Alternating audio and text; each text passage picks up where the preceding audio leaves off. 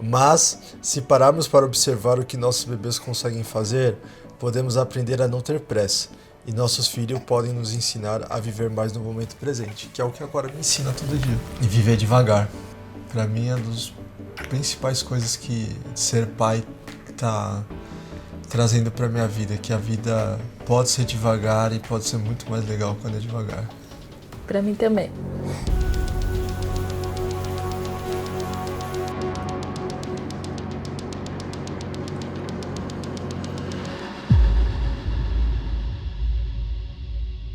Bom dia, Chotori. Bom dia, filho. Cachorrão, cachorrão, cachorrão. Então, deixa eu ler aqui. Tem uma parte de gravidez aqui que eu achei interessante a forma que a autora coloca. Peraí.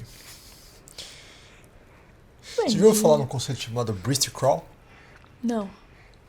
Que se você, depois que o neném nasce, se você não fizer nada e deixar ele no seu abdômen, ele engatinha até o teu peito. Ele acha sozinho isso. Ah, já vi. Muito louco isso. É. É um estudo isso daqui. É instintivo. Completamente instintivo. Ele demora pra chegar, mas ele chega. É. Muito louco. A página 98 que fala de criando os alicerces, subtópico gravidez. Isso aqui é pra mim. Pra mim. Vejo muitos pais pensando na criação dos filhos em termos de eficiência, detecção e solução de problemas. Sou eu. Normalmente isso ocorre porque os pais são muito ocupados, têm uma vida agitada e foi isso que aprenderam com os próprios pais sobre lidar com crianças. É uma ideologia dominante, apesar de antiquada, que diz ser possível encaixar a criação dos filhos facilmente em um dia a dia corrido. Mas quase sempre há um preço a se pagar por isso. Se não tratar seus filhos como pessoas, se não sentir cada sentimento em vez de tentar resolver as situações, quando tiverem se tornado adolescentes ou adultos e você quiser ter um bom diálogo com eles, poderá vir a descobrir que eles não são muito lá acessíveis. O que eu entendi aqui é que basicamente se você tratar os filhos de maneira binária, de tentar resolver como se fosse um computador, assim, por exemplo, um computador você precisa saber quando vai acabar a memória ou quando vai acabar o espaço no HD rígido. Aí você compra um HD novo para ter mais espaço. Quando a gente trata de coisas binárias, é sim ou não? É uma coisa mais fria, sem Sim, sem exato. sentimento. Eu olho muitas coisas por esse lado e realmente tem hora que não. E a gente tem que entender que ser humano não tem o sim e não. Tem o talvez, o portanto, embora, contudo, tem muitas variáveis, entendeu? E cada pessoa é uma pessoa diferente. E a gente tem que colocar isso em consideração na equação. A gravidez é um bom momento para refletir sobre suas relações com seus pais e pensar sobre o que deseja para sua relação futura com seus filhos. É um momento para pensar em como desenvolver um relacionamento sincero e aberto, que não seja confinado à representação de papéis. Isso eu já sabia desde sempre. Né? Quando estamos esperando filhos e depois que eles nascem, o melhor que podemos fazer é pensar no longo prazo. Isso significa que, desde o primeiro momento, não devemos ver nossos filhos, sejam eles bebês, crianças ou adolescentes, como uma boca para alimentar, um corpo para limpar e uma mente para endireitar, e sim como pessoas, indivíduos com quem vamos ter uma relação para a vida toda. É isso que nos proporciona a melhor chance possível de criar laços amorosos e fortes com eles. Engraçado, esse livro é muito louco. De novo, eu vejo as coisas muito... disciplina, sou pai, tem que fazer as... E às vezes essa parte humana deixa se passar um pouco. Mas você tá aprendendo, bem. Tô aprendendo, tem razão. Okay. Faz parte. E é muito legal ver que você tá indo atrás, sabe? E você tá... Você é uma pessoa muito aberta a receber coisas que possam deixar você melhor como pessoa, melhor como marido, melhor como pai. E dá pra ver que cada dia que passa, mais você é um pai maravilhoso. Um esforço pra isso, pelo menos. E acho que é esse o caminho, baby. E outra, uma coisa que é fato, sabe? A relação da mãe e o filho é uma, e a relação do pai e o filho é outra. Eu acho que sim, né? Uma coisa que eu percebi é que a mãe, ela parece que o negócio vem do nada. E você é mãe. Eu senti isso quando eu senti a Cora no meu colo. Na gravidez eu não tinha sentido isso. Eu sabia que eu ia ser mãe e tudo mais, mas eu não tinha o que eu sinto hoje e o que eu tenho vivenciado como mãe não veio na gravidez. Veio quando a Cora quando eu encostei na Cora. Isso veio, é uma coisa que vem, é uma coisa que é muito louco isso. E eu acho que os pais, não sei todos, mas pelo que eu pude perceber, não só de você, mas de outros pais, é uma coisa que vai chegando à medida que o bebê chegou ao mundo.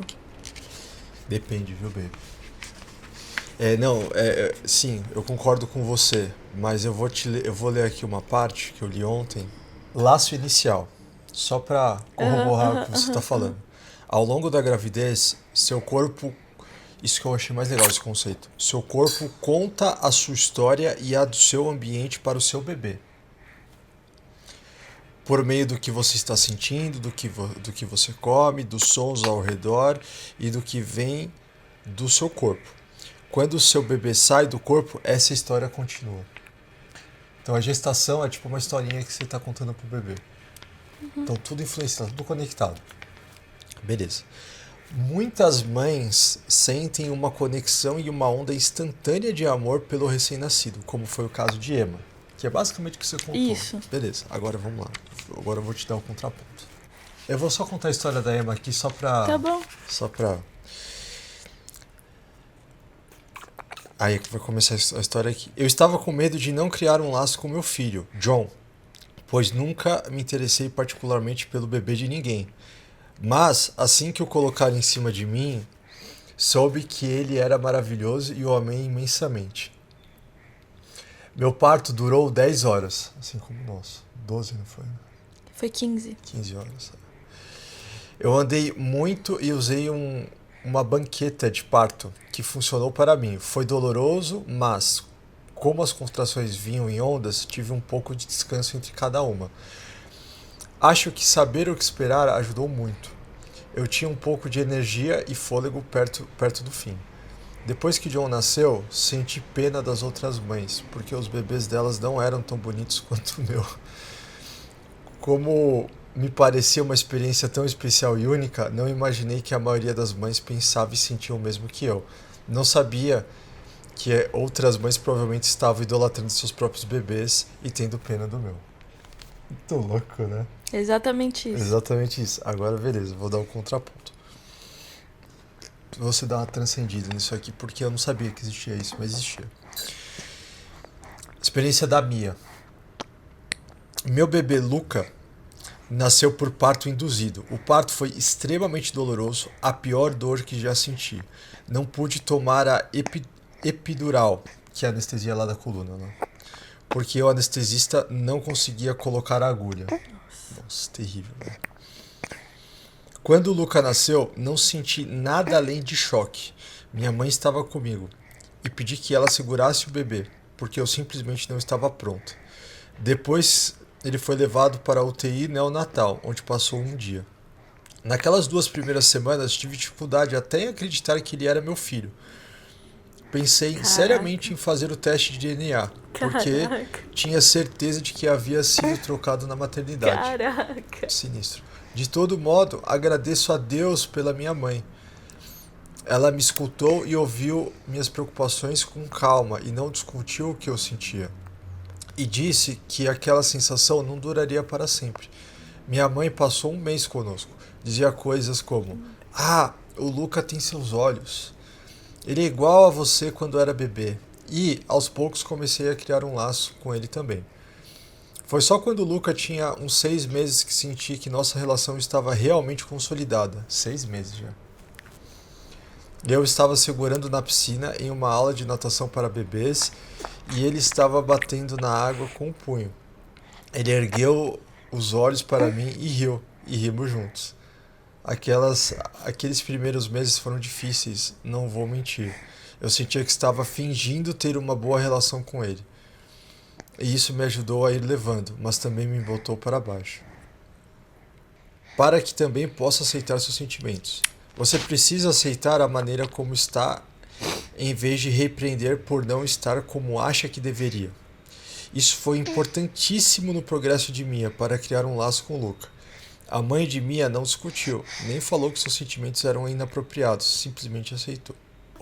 O que a pesquisa e a prática do breast crawl podem nos mostrar é que é bom observar nossos bebês e aprender o que eles sabem fazer e do que precisam por meio dessa observação. Quando os enxergamos, podemos seguir os seus sinais em um ritmo de dar e receber mais natural do que meramente fazer as coisas para ele. Permitir que um bebê siga seus instintos para fazer o seu próprio breast crawl ou qualquer outra ação natural, como olhar ou chorar para você, é respeitá-lo e confiar nele. E desde o princípio, ajudá-lo a descobrir que não é um objeto passivo, mas uma pessoa com poder de ação, uma pessoa que está em relação com você. Filho. Vivemos com pressa em relação aos nossos filhos. Temos pressas para entrar em trabalho de parto e, de fato, estava com pressa para você entrar em trabalho de parto. Não via a hora de passar por aquilo. Para acelerar o nascimento também. A gente fica impaciente no trabalho de parto. Tá? Nascer logo. Eu não tava impaciente. Putz, eu tava, baby. Eu tava... Não, é que eu tava com dor. Mas eu curti muito o parto. Todas aquelas horas ali, eu tava impaciente. Muito... Queria que... Para amamentar o bebê, para que a criança durma a noite toda, para que a criança desmame, sente, fique em pé, ande, fale, seja independente, compre uma casa e guarde dinheiro para a aposentadoria. E compre PCA, né, filho? Mas, se pararmos para observar o que nossos bebês conseguem fazer, podemos aprender a não ter pressa. E nossos filhos podem nos ensinar a viver mais no momento presente, que é o que a Cora me ensina todo dia. E viver devagar. Para mim é uma das principais coisas que ser pai está trazendo para minha vida, que a vida pode ser devagar e pode ser muito mais legal quando é devagar. Para mim também. Desde fazer ela dormir, desde ter a paciência de ficar com ela no colo, de tudo aquilo que você faria 3 vezes mais rápido, com ela no colo você faz 3 vezes mais devagar. E tá tudo bem, entendeu? Você não precisa viver tão rápido. Louco isso, né? Eu gostei que esse livro trouxe isso. Note quais expectativas você tem sobre ter filhos. Pense sobre controlar as expectativas e note como estão influenciando a maneira como você age. Por exemplo, se você vive cheio de preocupações que começam com e se, tente mudar esse e se por um e daí se. Se perceber que acha que as crianças precisam ser enganadas para se comportar bem, desafie esse pensamento e pense em termos de se identificar com elas em vez de manipular. Pense em seu corpo como seu principal meio de comunicação com o seu bebê e visualize-o se tornando familiar e confortável para a criança, que por sua vez fica confortável com você. Comece a conversar com seu bebê, ele consegue ouvir. Alimente o desejo de conhecê-lo quanto antes. Se tiver um parceiro, faça exercício com ele e discutam juntos o que cada um pode descobrir. Eu acho que a gente... A única coisa que eu acho que a gente pecou até agora é o período da gravidez. Eu acho que a gente levou muito separado Pode a ser. gente e a barriga. Pode ser. Eu acho que foi um ponto também. Agora que eu tomando consciência, né, desse livro aqui, eu percebo que podia ser um pouco mais integrado as coisas. Acho que a gente quis muito imprimir performance no trabalho e performance numa vida como um todo, que é aquele negócio que a gente discutiu naquele outro vídeo. A gente poderia ter levado as coisas um pouco mais devagar. Parece que a gente pisou no breque só quando a Cora nasceu, não é? Total. Parece que eu estava dirigindo a 120, 140. Aí a Cora nasceu, a gente pisou no breque e a Cora fez a gente falar, opa, cheguei. Vou parando aí. Sossega a partir de agora. É do meu jeito, né, filhota? Lindo, né?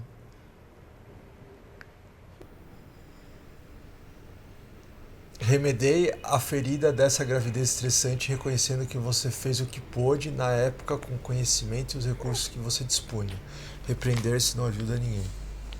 Não, assim, eu não acho que a gente teve uma gravidez estressante. Não acho também não. É A que a única gente- questão é que a gente tava jogando o jogo de uma vida Sem filho ainda. sem filho. Só isso, mas eu acho que, aliás, uma coisa que eu sinto é que eu passei bastante coisa boa pra ela. Eu tentei me segurar no estresse do trabalho, esses sentimentos de insegurança eu também tentei segurar. E eu não lembro de ter tido tanto isso na gravidez. Essa questão de insegurança que eu costumo ter bastante. Briga. Eu não lembro, assim, a única coisa que eu lembro é que você trabalhou loucamente. E cara, você estava com uma barriga gigante, com pouca mobilidade, sem muita vontade de treinar. E, enfim. Esperando essa coisa maravilhosa chegar, né, filha? Eu tô amando as coisas que a gente tá aprendendo depois da Muito Cora. legal, né? E assim. Abriu um mundo pra mim que. E um putz, mundo que é menos, Vi. A gente tem feito coisas muito simples. Eu tô muito feliz com isso. Muito. Você vê como dá pra se contentar com pouco, né? Tipo, de verdade mesmo. Se você pudesse deixar alguma dica pra futuras mães, ou até mães que acabaram de ter seus filhos, assim, tipo... Digamos que uma mãe agora tá no período de 1 mês, bem de recém-nascido, assim. Qual conselho que você daria pra você que tá agora no 4º, 5º mês?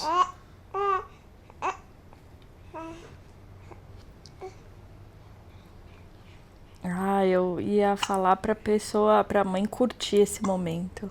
Né? Independente de todos os fatores. Curtir muito. Porque é uma delícia.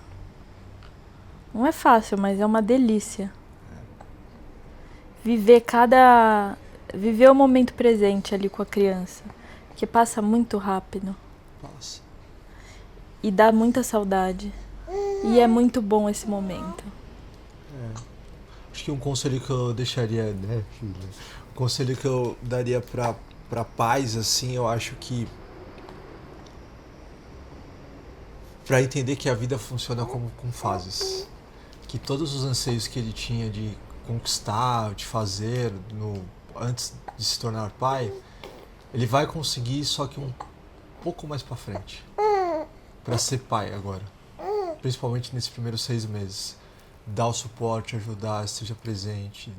Faça as coisas operacionais E isso é realmente muito importante. Tipo, coloque a mão na massa, entendeu? Porque o que acontece muito hoje em dia, o que, na minha visão, na minha releitura, pelo que quem vê de longe, é que como a gente vive numa sociedade muito que busca imprimir produtividade de todas as formas,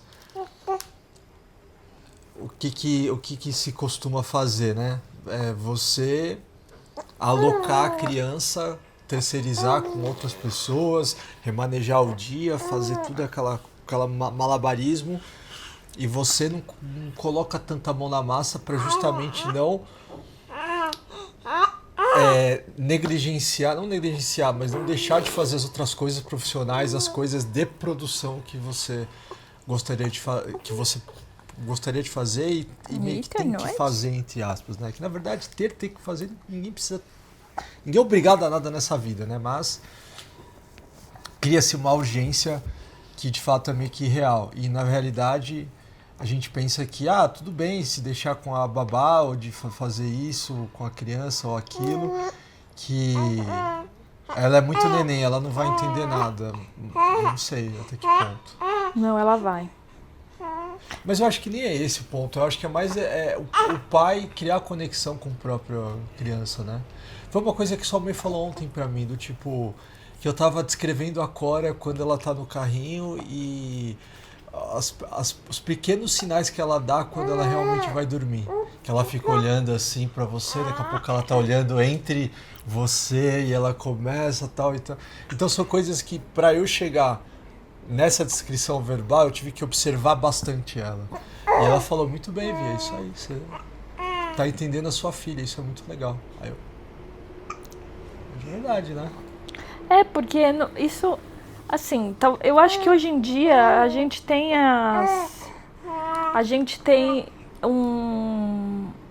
uma tendência aos pais estarem mais presentes para os filhos hoje em dia. Os pais homens, né? Não no contexto plural. Isso é muito bom, mas é difícil você ver um pai que ele está realmente presente ali na educação e no cuidado com o filho.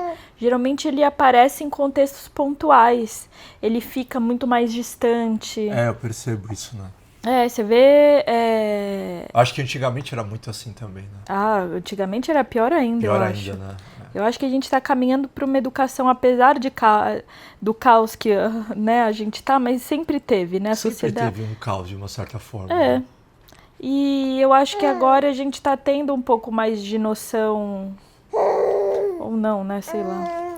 Mas... da presença, né? Da presença física, né?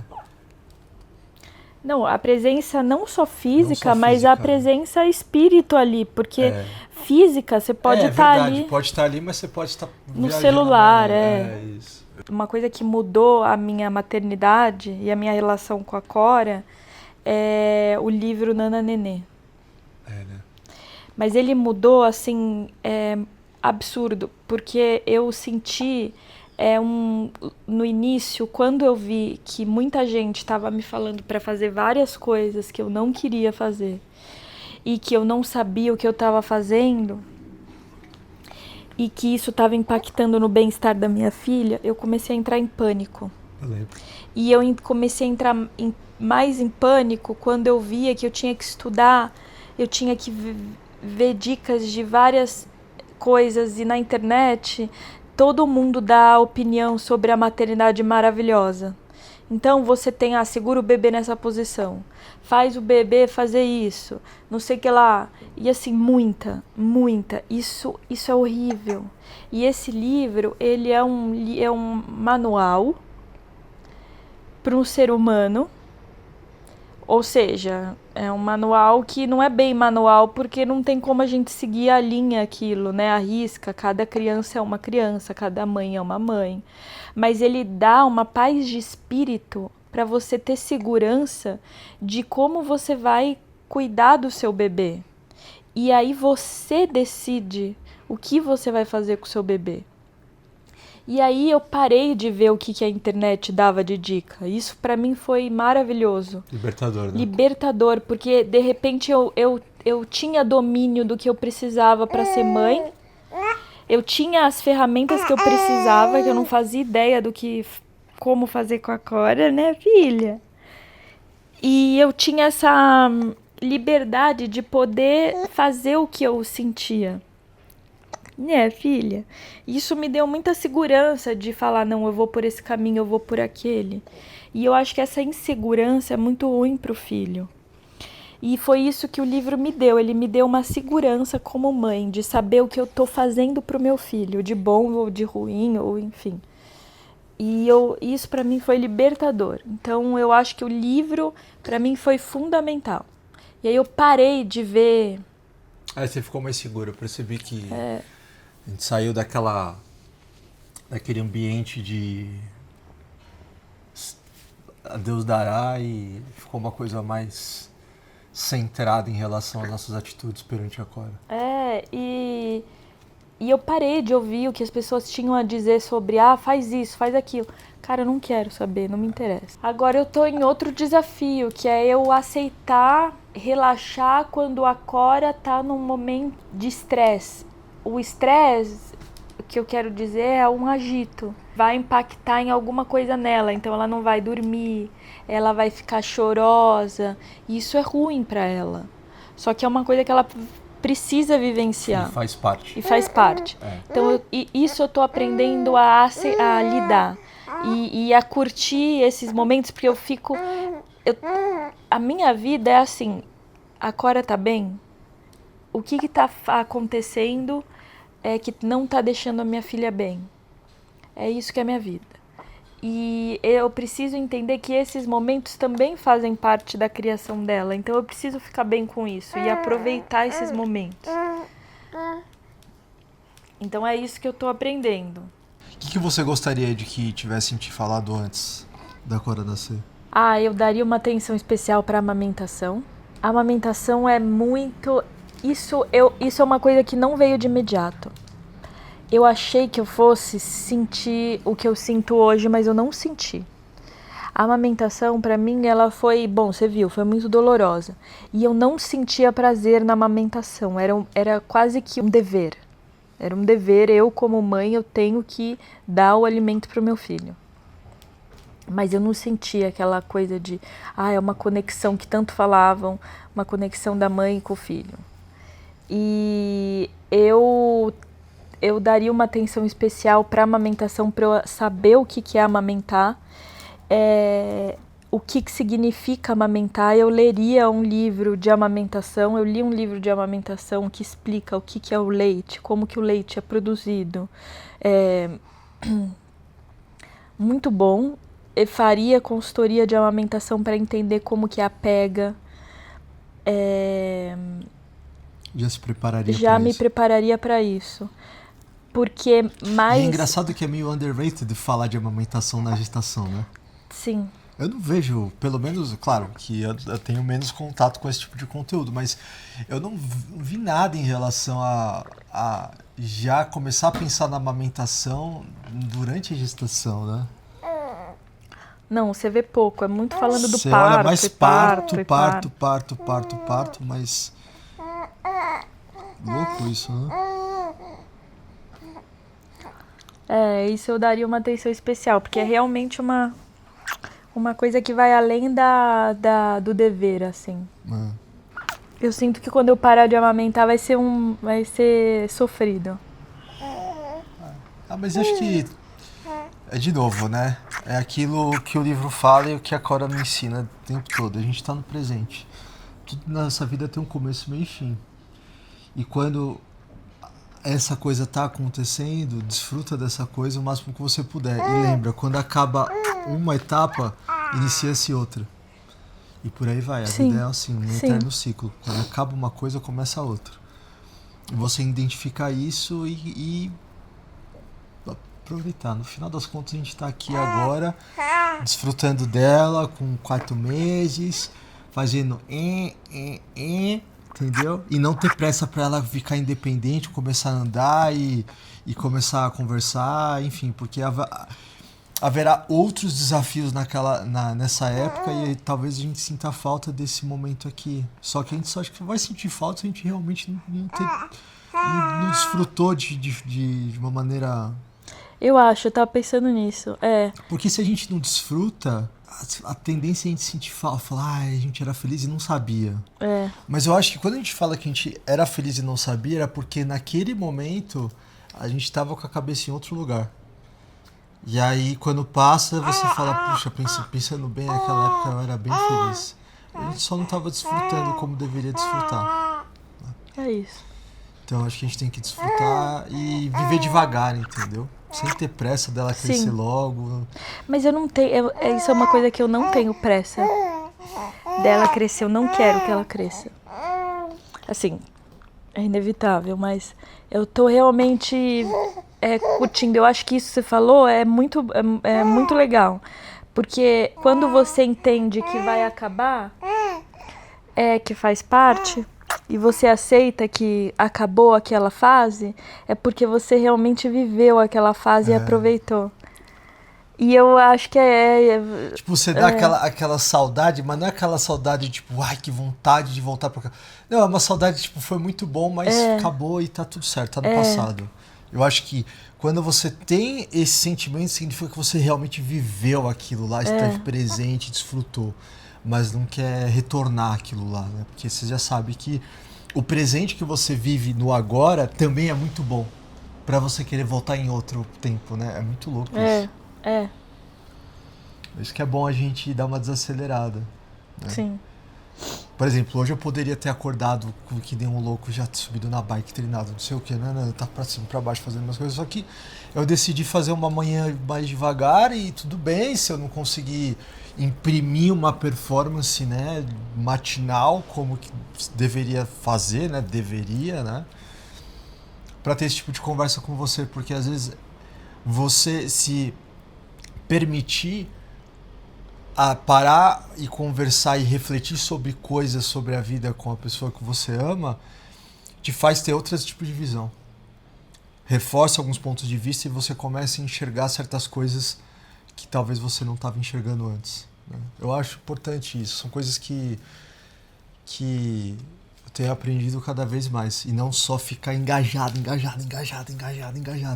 Treina, corre, sei o que lá, faz a marmita, sai, vai pro escritório, pega o treino, trabalha, sei o que, volta pra casa correndo, sei o que lá, faz outro treino, depois corre, trabalha, dormir, próximo dia, acorda, vai treinar, em nenhum momento para, não, agora eu vou tomar um café e vou conversar com a Jéssica sobre coisas que eu aprendi sobre o livro. Olha que legal, cara. Muito. Não é legal? Muito. E eu acho, Vi, que... Parece que a gente sai daquela rodinha do hamster, sabe? De que... Aquela vida que você está sempre correndo atrás de algo e você está em busca e tal, e você tá... E você não vive o momento presente. Exato, entendeu? E eu sinto que a gente tá aproveitando muito essa minha licença maternidade. Eu acho também. Tá muito bom. Desfrutar ao máximo, porque quando chegar o seu trabalho, vão vir outras coisas. Mas por outro lado, já, tipo assim, a gente não pode demonizar também a volta do trabalho, por mais difícil que seja. Mas eu sou meio positivista, né? Eu sempre gosto de ver as coisas de uma perspectiva mais legal, assim, né? Bacana. Porque assim como eu li lá no livro lá, Psicologia Financeira, ele fala, ele tem uma frase que ele repete algumas vezes no livro. Nem tudo é tão ruim quanto parece e nem tudo é tão bom quanto parece. Tudo na vida.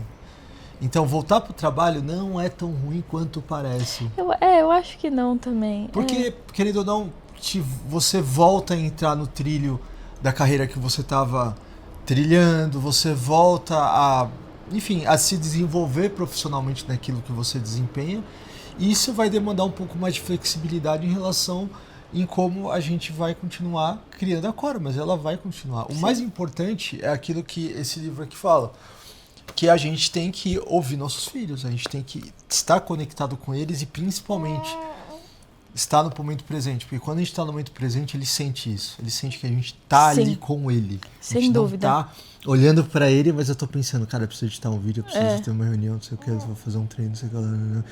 E você tá, tipo, olhando como se estivesse olhando para uma pedra, entendeu? Mas é um ser humano que quer se conectar com você. Da mesma forma, quando você conversa com uma pessoa e você tá falando com ela e você sabe que ela tá viajando a maionese. Sim. Sim. Você fecha o vídeo? Fecha. O que você quer que eu fale? Fechar o vídeo. Olha pra aquela coisa.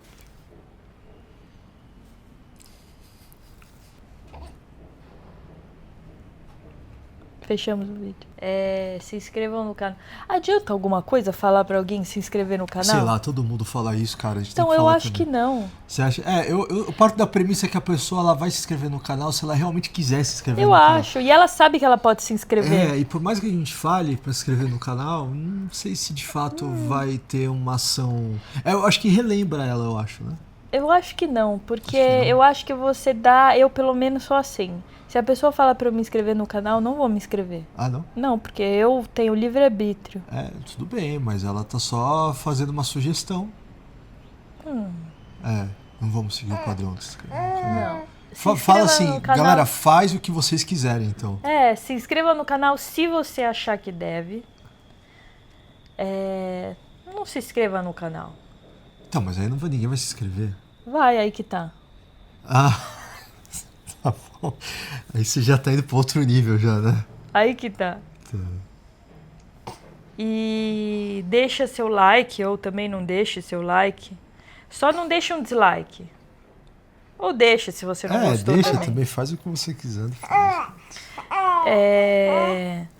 Mas deixe o seu comentário com os seus pontos que você achou legal e coisas para compartilhar. Que é muito legal ouvir o que as pessoas têm a dizer sobre um tema que a gente está pensando, ou um tema que a gente está conversando, debatendo. E vocês perceberam que a gente gosta de conversar. Então, vocês trazendo coisas que vocês